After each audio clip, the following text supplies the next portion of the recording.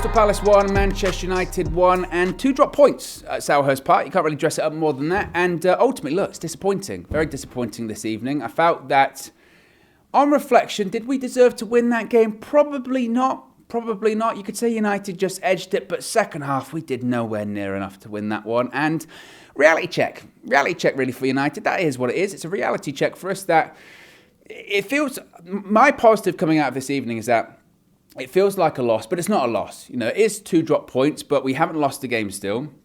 Coming back from the World Cup, we're still undefeated. It felt like we were heading in the right direction. It felt like we were going to pick up another result, especially on the road, despite not being great, which has kind of been a recurring theme for United this season. Not being particularly great, sort of scraping victories. I think back to the 1-0 victory over Wolves. I think back to the 2-1 win over Fulham. I think back to the 1-0 victory over the likes of Southampton and Leicester. Like, that's kind of the recurring theme for United on the road this season.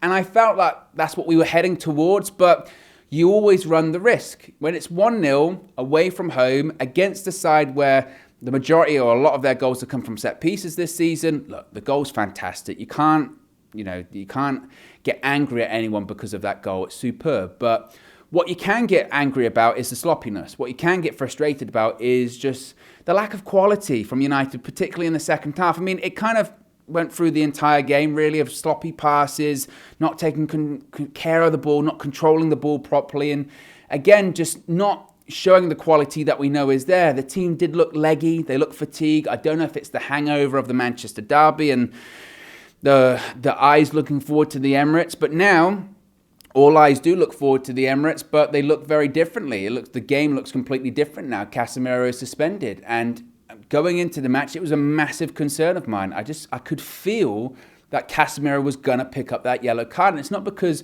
I'm this all-seeing, premonitioning genius. It was more just because I know how he plays, and he was fantastic tonight, Casemiro. I thought he played really well, won the ball back more than anyone else, but the incident in question where he gets booked, it's sloppy. It's sloppy play from him to Bruno, and it's an unnecessary foul, and really it's for nothing now. It was for a point. It wasn't even for 3 points. If we won that game, you'd say, well, at least it's justified that we won the game onto the Emirates. That's not the case. It was for a point. And again, he's going to be a massive miss, but and you could tell, he looked around, Erik ten Hag was shaking his head, Casemiro was shaking his head, Bruno was shaking his head, and by that point, we were still 1-0 up, remember? And it just felt like after that, the wind, the energy, everything just went out of us, and we just realised, actually, we might not make it out of there with 3 points, and we didn't. The goal in the first half is a good goal from United. Marcus Rashford starts it. He's squaring up the defenders, just rolls the ball through, almost unexpectedly to Christian Eriksen. He cuts it back. And Bruno Fernandes, for a rare point in that game, because he didn't do much of this, certainly in the second half, showed a bit of composure, took a touch, picked out his spot on the net, got a goal, and it was good. The camaraderie was there, the team was teaming, everyone was in the sort of huddle, and it felt like, this feels like we've got momentum here. The team is really strong and unified, and this is going to be another good performance. It wasn't great in the first half, but we thought we were going to kick on, and we just didn't. Second half, we didn't kick on.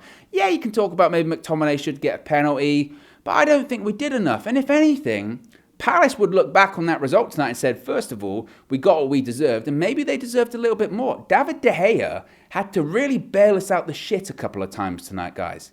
Think about it. The save in the first half is an absolutely spectacular save. That is a world-class save. The ball absolutely flies up, a little deflection. It's going over his head. He gets just enough that he tips it on the bar. That's a world-class save. That's an absolutely brilliant save. Second half, once again, makes a good save from a corner. You would argue if it went in, you would say keeper should do better, but he makes the save there anyway. He can't do anything about that free kick. He just couldn't. Aaron Wan-Bissaka, man of the match. Hayley said it was her man of the match, rather, and she's absolutely right. I think Aaron Wan-Bissaka was our best player on the pitch, and talk about a player that has been rejuvenated. Talk about a player that has completely turned his United career around at this point. I think there's a real conversation. I honestly really do think there's a real conversation about who's the number one right back at United now. Maybe Dalot, still just, but with these recent performances, Wan-Bissaka in the Manchester derby, pocketing Phil Foden tonight, again, he gets us that point. With that last-ditch sliding tackle against Wilfried Zaha, that game can look completely different because we fell apart. I mean, there's no way dancing around it, I don't think. I think we fell apart. And we just showed that there is still a way to go with this team. There's still a way to go with the mentality of this team, in that what we have seen this season is every time that we've been knocked back, we have reacted. And I think we'll react to this again. And again, it's not a loss. It feels like one, but it's not.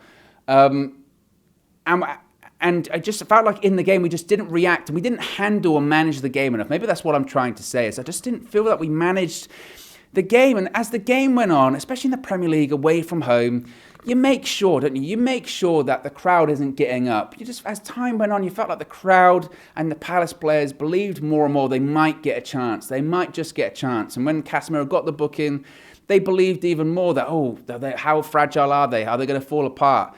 And we kind of did. And again, it's really disappointing, because already we expect more and we have higher standards. And I think we've, especially coming off such an impressive victory over City in the derby, we expect more. But this game was always going to be a banana skin for us, and that's absolutely what ended up happening.